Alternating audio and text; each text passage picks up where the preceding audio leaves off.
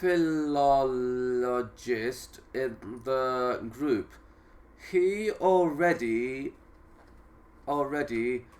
had 5 publications to his credit in the academic journals.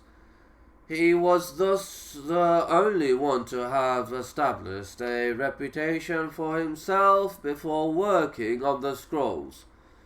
All the others were unknown at the time, and made their names only through their work with the text assigned them. Allegro was assigned biblical commentaries, which proved in fact to be sectarian material of the kind assigned to Milik, and a body of so-called wisdom, literature, hymns, psalms, sermons, and exhortations of a moral and poetic character. Allegro's material seems to have been rather more explosive than anyone at the time had anticipated, and he himself was something of a maverick.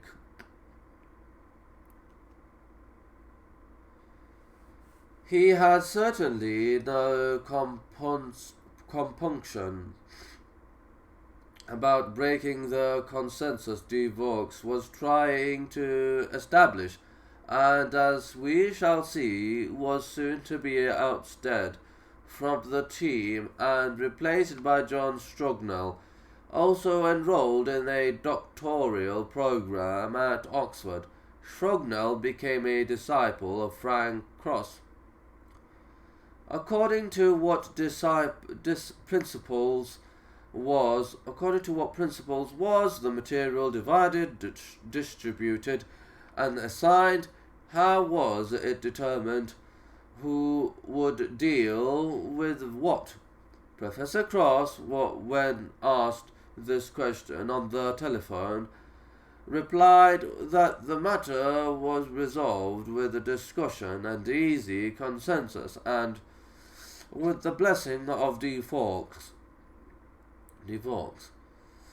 Certain things were obvious. Those of us who had full-time professorships could not take unknown and more complex problems.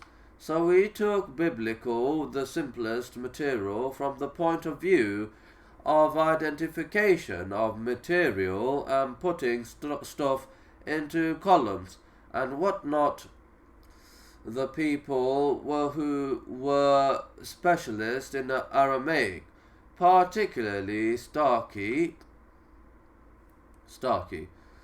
Obviously, the Aramaic stuff went to him. The interest of the several scholars, the opportunities for research pretty much laid out what each of us would do. This was quickly agreed to, and de Vaux gave his blessing.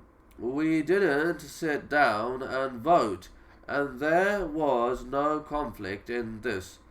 Basically, the team worked by consensus.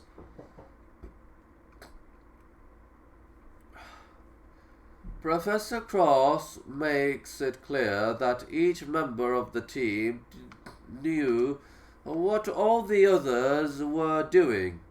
All the material had been laid out and arranged in a single room. The scrollery, and anyone was free to wander about and see how his colleagues were progressing.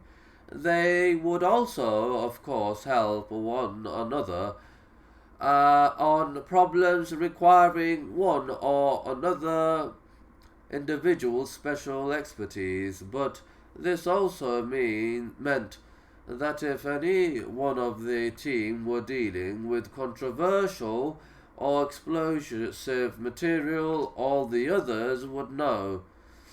On this basis, Allegro, to the end of his life, was to insist that important and controversial material was being withheld, or at least delayed in its release, by his colleagues, another independent-minded scholar, who later became involved, reports that he